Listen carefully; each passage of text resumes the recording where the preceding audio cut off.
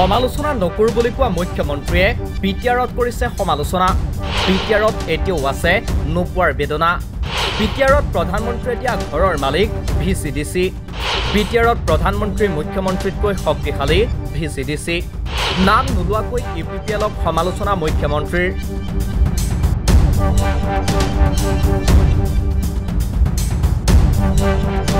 আগন্তুক বিটিআৰ নিৰ্বাচনত শাসকীয় ইউপিএল আৰু বিৰোধী বিপিএফক সমালোচনা নকৰে বুলি মন্তব্য কৰি আহিছে মুখ্যমন্ত্ৰী ডক্টৰ হিমন্ত বিশ্ব শৰ্মাই। সেইবাবে এইবাৰ আমি কৈছো যে কোনো আমাৰ শত্ৰু নহয়, কিন্তু আমি এবাৰ বিজেপিক শক্তিশালী কৰি কোকৰাঝাৰলৈ পঠিয়াব খুজিছো। আৰু সেই কাৰণে সকলোৱে এইবাৰ কাৰো লগত কাজিয়া পেচাল নাই, কাকো সমালোচনা নাই। যোৱা মই ওদালগুৰি, তামুলপুৰ ইয়াতে মই মিটিং কৰিছো, কতো মই কোৱা নাই যে বিটিআৰক ইমান টকা দিছিলো, ক'ত গ'ল টকা? বিটিআৰক ইমান ঘৰ বনাব টকা দিছিলো, ক'ত গ'ল? ঘৰ নবনিল কিয়? 10টা কথা মই সমালোচনা কৰিব পাৰো, কিন্তু বিটিআৰ সমালোচনাৰ জাগা নহয়, স্পৰ্শকাতৰ অঞ্চল। মই যদি মুখ্যমন্ত্ৰী হিচাপে ইয়াত আহি খেলি মেলি কথা ক'ব আৰম্ভ কৰোঁ, মোৰ একো নহয়, মইতো হেলিকপ্টাৰত গুচি যাম, থকা মানুহখিনিৰ অসুবিধা হ'ব। সেইকাৰণে আমাৰ এটাই কথা যে আমি ইউপিপিএলৰো বিৰোধী নহয়, বিপিএফৰো বিৰোধী নহয়, মাত্ৰ আমি ইয়াতে পদুমক শক্তিশালী কৰিব খুজিছো, যাতে বিজেপিৰ নেতৃত্বত আমি বিটিআৰত সকলো প্ৰথম শ্ৰেণীৰ নাগৰিক হিচাপে আমি বিটিআৰখনক আগুৱাই লৈ যাব পাৰোঁ। পিছে দিন যোৱাৰ লগে লগে মুখ্যমন্ত্ৰীয়ে পাহৰিছে এই কথা। সেয়া নাম নোলোৱাকৈ মুখ্যমন্ত্ৰীয়ে সমালোচনাৰ লক্ষ্য কৰি লৈছে ইউপিপিএলক। উল্লেখ্য যে বৰ্তমান ইউপিপিএলৰ সৈতে মিত্ৰতা কৰি বিটিআৰৰ শাসনত আছে বিজেপি। এইবাৰ পৰিষদীয় নিৰ্বাচনত বিজেপিয়ে অকলেই প্ৰতিদ্বন্দ্বিতা কৰিব। সেয়ে তেওঁ বিগত কেইবাদিনো বিটিআৰত ইউপিপিএল আৰু বিপিএফ কাকো সমালোচনা নকৰে বুলি মন্তব্য কৰিছিল। কিন্তু শনিবাৰে গুৰেশ্বৰ মণ্ডল বিজেপিৰ উদ্যোগত আয়োজিত বিজয় সংকল্প সভাত অংশ লৈ মুখ্যমন্ত্ৰীয়ে কি ক'লে শুনক। কিন্তু মই জানো বিটিআৰৰ ৰাইজৰ মাজত এতিয়াও নোপোৱাৰ বেদনা আছে। বিটিআৰ পাৰ হৈ গ'লেই কমলপুৰ সমষ্টি সকলো মহিলাই অৰুণোদয় পাইছে। বিটিআৰ পাৰ হলে ৰঙিয়া সমষ্টি সকলো মহিলাই অৰুণোদয় পায়। কিন্তু বিটিআৰত মই নিজেও নাজানো যে কিমান মানুহে পায়, কিমান মানুহে নাপায়, কাৰণ বিটিআৰত আমি কিবা এটা দিয়াৰ আগতে মাজত ভিচিডিচি আহি যায়। মুখ্যমন্ত্ৰীৰ কথাৰ পৰাই স্পষ্ট হয় যে অৰুণোদয় আঁচনি প্ৰদানত বিটিআৰত কিবা বিসংগতি হৈছে। কিন্তু মুখ্যমন্ত্ৰীয়ে ইউপিপিএলৰ নাম নোলোৱাকৈয়ে কৰিলে সমালোচনা।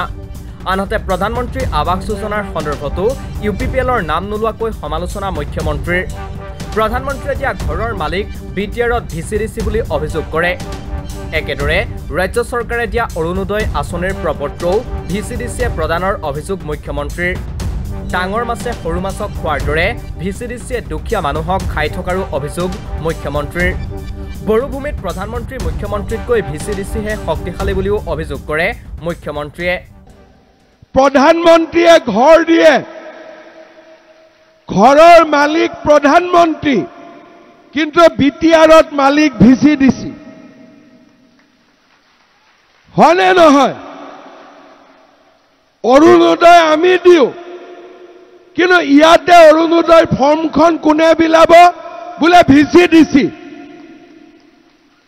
বৰালি মাছে যেনেকে সৰু মাছবিলাক খাই থাকে, ভিচিডিচিয়ে ইয়াত গৰীব মানুহবিলাকক খাই থাকে। হয়নে নহয়? মই ঠিক কৈছো নে নাই?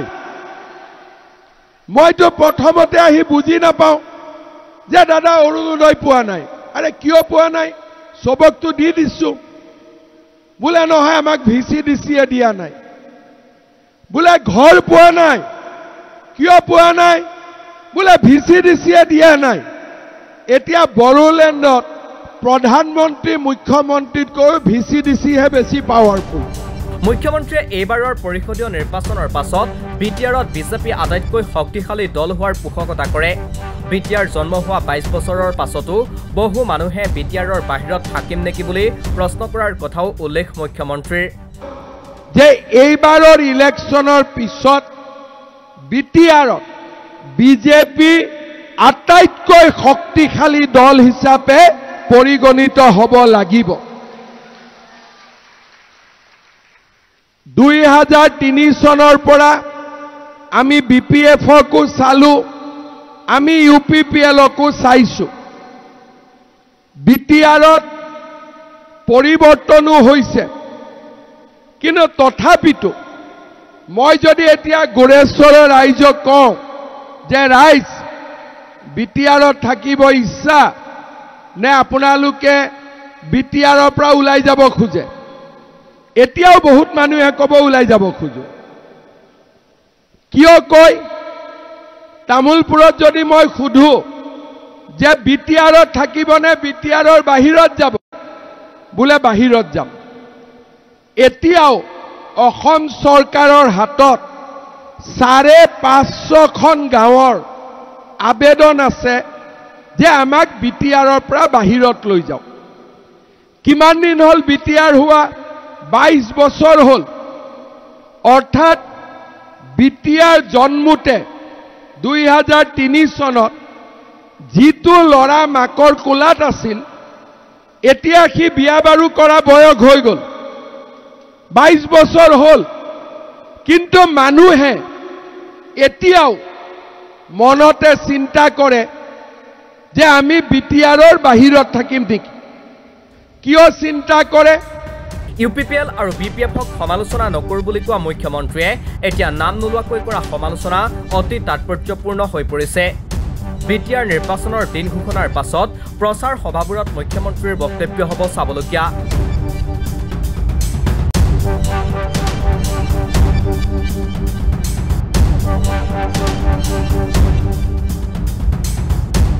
নিউজ ডেস্ক ৰিপোৰ্ট, দি ক্ৰছ কাৰেণ্ট।